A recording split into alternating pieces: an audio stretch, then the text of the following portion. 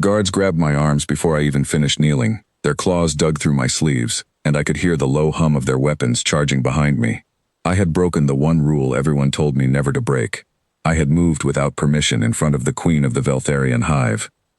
My name is Daniel Carter, and 3 minutes earlier I was just a translator standing quietly in the back of a room, trying not to breathe too loudly.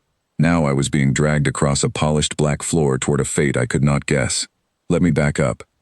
Earth had just made first contact with the Vel'tharion Hive 6 months earlier.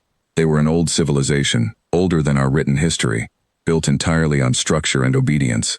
Every member of their species had a rank, a purpose, and a place. Nothing happened without permission. Nothing moved without command. It was the most disciplined society humans had ever encountered, and it terrified our diplomats more than any weapon could. I was chosen for the delegation because I could read their body language faster than the translation algorithms could process their language. It was a small skill, but it got me a seat in rooms most people never entered. That is how I ended up standing in the grand audience chamber of the Hive Queen herself, watching history happen in real time. The chamber was enormous, built from a black stone that seemed to drink the light around it. Rows of Hive attendants stood in perfect stillness on either side, their long limbs folded against their bodies, their eyes forward, waiting. At the far end sat the queen, elevated on a platform that pulsed faintly with a soft blue light, like a heartbeat made visible. Our ambassador, a calm woman named Grace Whitfield, stood at the center of the chamber, presenting Earth's proposal for a trade and communication agreement. Everything was going well. The queen listened without interrupting, her enormous eyes tracking every word. Then the attendant beside me collapsed.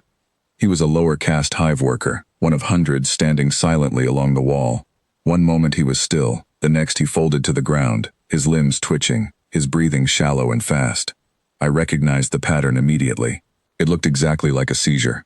No one moved. I looked around, waiting for a healer, a guard, anyone from the hive to step forward and help him. Nothing happened. The other attendants stood frozen, their eyes fixed straight ahead, as if the collapsed worker did not exist. Even the guards near him did not react. I realized, with a cold shock, that they were waiting for permission, waiting for a command from the queen before anyone was allowed to touch him. His lips were turning a pale shade of blue. I did not think.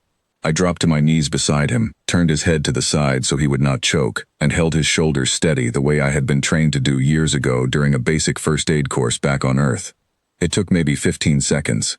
His breathing evened out. His eyes fluttered open. Then I heard the silence. It was the kind of silence that presses against your ears. I looked up and saw every single eye in that massive chamber fixed on me. The ambassador had stopped speaking mid-sentence. The queen's enormous eyes were locked onto me with an intensity that made my skin crawl. I had touched a hive worker without permission. I had acted without command in the presence of the queen. I had broken protocol in the most sacred room in their entire civilization. The guards moved fast. Before I could stand, hands were pulling me up and away, my arms twisted behind my back. I caught one last glimpse of Grace's face, pale with horror, before I was pulled through a side door and into a narrow corridor lit with dim red light. They marched me through hallways that all looked the same, black stone walls curving upward into darkness. My heart was pounding so hard I could feel it in my throat. I kept waiting for someone to explain what was going to happen to me, but no one spoke. The guards said nothing. Their grip never loosened. I thought about my sister back home, about the last message I sent her before leaving Earth, something simple about missing her cooking. I thought about how strange it was that my last conscious thought before whatever was coming might be about dumplings. Then the guard stopped in front of a massive door, different from the others. It was smooth, seamless, carved with patterns that shifted slightly when I looked at them directly, like they were alive. One of the guards pressed his palm against a panel, and the door split open with a low groan. Beyond it was darkness, then soft light, then a room unlike anything I had seen since arriving on this world. The guards released me and stepped back. One of them spoke, using the translation device clipped to his collar. His voice was flat and mechanical through the device, but I could hear the tension underneath it. "You will enter alone," he said. "The queen has summoned you." I turned to ask what that meant, but the door was already closing behind me, sealing me inside. The room was warm, almost humid, filled with a soft blue light that pulsed gently like the platform I had seen in the audience chamber. The walls were lined with strange plants I did not recognize, their leaves curling and uncurling slowly, like they were breathing. In the center of the room, the queen sat on a low seat, no guards beside her, no attendants, nothing but silence and that pulsing light. She was larger than I expected up close. Her upper body was humanoid, similar enough to remind me uncomfortably of a person, but her lower body extended into something more insect-like, long and segmented, resting against the floor like a coiled cable. Her skin had a faint sheen to it, dark violet under the blue light, and her eyes, when they turned toward me, seemed to hold something I had not expected to see in them. Curiosity. I froze near the entrance, unsure whether to bow, kneel, or simply wait to be executed. My legs felt weak. I forced myself to stand still. "Come closer," she said. Her voice was different from the flat mechanical tone of the guards. It came through a small device near her throat, but there was something underneath the translation, something almost musical, layered with clicks and low tones that I could not understand but somehow still felt. I stepped forward slowly, stopping a few paces away from her seat. I did not know what else to do, so I finally spoke. "I am sorry," I said. "I did not mean to disrespect your laws. I only wanted to help him." The Queen tilted her head, the motion slow and deliberate, studying me the way a scientist studies something under a lens. "Do you know what you did?" she asked. "I broke your protocol," I said. "I moved without permission. I touched someone I had no right to touch." "You saved a life," she said. I blinked, caught off guard by the correction. "Yes," I said carefully, "but I understand that in your hive, that is forbidden without command." "It is," she said. "It has always been forbidden. For 10,000 years, nothing in my hive has acted without my will guiding it. Every worker, every soldier, every healer waits for my voice before they move. This is the foundation of our survival. Without order, we would have destroyed ourselves long before your species discovered fire." I did not know how to respond to that, so I stayed quiet, waiting for her to continue. She rose from her seat, her long lower body shifting smoothly across the floor as she moved closer to me. I fought the urge to step back. Up close, I could see faint markings along her arms, delicate patterns that seemed to shift color slightly as she moved, like they responded to her thoughts. "Tell me," she said, "why did you not wait for permission?" "Because he was dying," I said. "There was no time to wait." "But you did not know if I would allow it," she said. "You did not know what would happen to you if you acted without my command." "I did not," I admitted. "I thought you might have me killed." "And still you chose to move," she said. I nodded slowly. I could not stand there and watch someone suffer when I knew how to help. Where I come from, waiting for permission to save a life is not something we are taught to do. If someone is hurt, you help them. That is the whole rule. There is no second rule. The Queen studied me for a long moment, her eyes narrowing slightly, though I could not tell if it was suspicion or fascination. "That is not how life works in my hive," she said. "Every one of my children exists to serve a function. They are not permitted to think beyond their role, because a single moment of independent action could unravel the order that keeps 10 billion lives connected and balanced. If one worker decides to act without command, another might follow, and another, until the entire structure collapses into chaos. We learned this lesson many thousands of years ago, through great suffering. Since then, obedience has been the only law that matters." "I understand why that would frighten you," I said.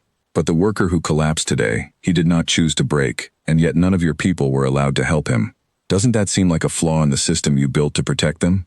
Her eyes flickered at that, something shifting behind them that I could not quite read. "You question my authority," she said, though her tone did not carry the anger I expected. "I am not questioning your authority," I said carefully. "I am only saying that maybe order and compassion are not always the same thing. Sometimes the right thing to do does not wait for permission." Silence stretched between us. I could hear the soft pulse of the light on the walls, the faint rustle of the strange plants shifting nearby. I was certain I had said too much, that I had crossed a line I could not uncross.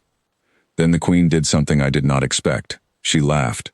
It was a strange sound, low and layered, almost musical. Nothing like a human laugh, but unmistakably genuine. "Do you know," she said, "how long it has been since anyone has spoken to me without fear shaping every word?" I did not answer, because I did not know what to say. "Everyone who enters this chamber trembles before me," she continued. "My own children do not look me in the eyes unless commanded to. They do not speak unless spoken to. They do not think beyond the task I assign them. I am the only mind among 10 billion that is permitted to choose freely, to decide, to want something beyond obedience. Do you understand what that means?" I shook my head slowly. "It means I have been utterly alone for 10,000 years, she said. The words hung in the warm air between us, heavier than anything I expected to hear from a being who commanded an empire spanning dozens of star systems. I have watched generations of my own children live and die in perfect service, she continued. I have shaped their instincts, their loyalty, their entire purpose. But not one of them has ever surprised me. Not one of them has ever chosen something I did not command. Until today. I felt a strange knot form in my chest, somewhere between fear and something closer to sympathy. You surprised me, Daniel Carter, she said, using my name for the first time, and I realized she must have learned it from the delegation records before I even entered the room. You broke the highest law of my hive, not for gain, not for rebellion, not to challenge my rule. You broke it because you could not stand to watch someone suffer when you had the power to stop it. That is not chaos, that is something else entirely. I still do not understand why that would interest you enough to spare my life, I said. Because it means there is another way to build loyalty, she said. Not through command, not through fear, but through choice. Your species chooses to help each other, even when no one is watching, even when there is no order compelling you to act. That is a strength my hive has never possessed. Because we removed the ability to choose the moment we removed the danger of disorder. She moved closer, her presence filling the space around me, though somehow it no longer felt threatening. I want to understand this, she said. I want you to teach me what it means to act without command and still remain loyal. I want to know if a hive can survive without total obedience, or if what you call compassion is simply another word for weakness, wrapped in a kinder story. I straightened slightly, some of the fear in my chest finally beginning to loosen. It is not weakness, I said. Where I come from, the strongest people are often the ones who choose to help even when it costs them something. A soldier who runs into danger to save a stranger is not weak. A doctor who works through exhaustion to save one more patient is not weak. Compassion is not the absence of strength. It is strength pointed in a different direction. The Queen was quiet for a long moment, studying me with those enormous dark eyes, and I could see something shifting behind them. Some old certainty beginning to bend under the weight of a new idea. You have given me much to consider, she said finally. But I did not summon you here only to speak of philosophy. I have a proposal. I waited, my pulse still uneven, unsure what could possibly come next. I wish to grant you a title that has not existed in my hive for 10,000 years, she said. It is called Chevelle. It means unbound one. It is given to a being who is permitted to act on my authority without waiting for command, trusted to choose correctly, even when I am not present to guide them. No one has held this title since the earliest days of my rule, before order replaced instinct as the foundation of our survival. I felt my breath catch. You want to give that title to me, I said. A human. Someone from outside your hive entirely. Yes, she said. Because you have already proven you understand something my own children have never been permitted to learn. You act not from fear of punishment, but from care for the outcome. That is exactly the kind of mind I need beside me if my hive is ever to grow beyond what it has always been. I stood there in silence, trying to absorb the weight of what she was offering. A few minutes earlier I had been certain I was about to be executed. Now the ruler of an empire spanning countless worlds was asking me to become something unprecedented in the history of her civilization. What would this mean? I asked. For my role here, for the treaty between our people. It means you will serve as my personal liaison, she said. You will have access to this chamber whenever you require it. You will speak for me when I cannot be present, and you will be trusted to act in the interest of both our peoples, even without direct command. Your ambassador Whitfield will remain the voice of your government, but you will become something new, a bridge built not from protocol but from trust. I thought about Grace, about the fear on her face when I was dragged from the chamber, about how she must be waiting right now, uncertain if I was alive or dead. I thought about the worker I had helped, about how something as small as 15 seconds of first aid had somehow changed the course of two civilizations meeting for the first time. I accept, I said. The Queen's expression shifted into something I could only describe as satisfaction, though it was layered with something deeper, something almost like relief. Then rise, Chevelle, she said.